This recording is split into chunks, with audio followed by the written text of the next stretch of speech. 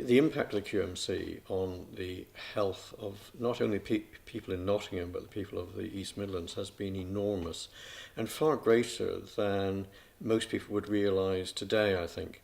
It's so easy now to take the QMC for granted, but it wasn't always like that.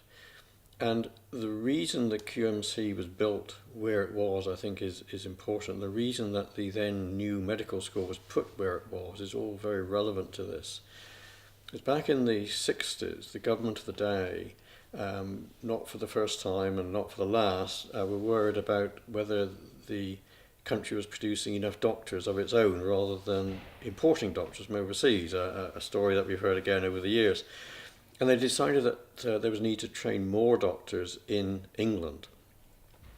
And the university chosen to be the site of this new medical school was Nottingham.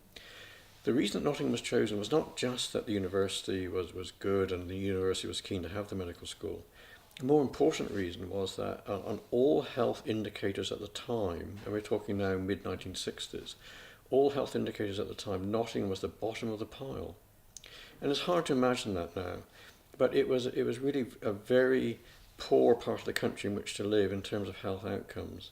And it was felt that if a medical school and an associated university hospital was put in Nottingham, it would drive up the standards of healthcare and improve health outcomes.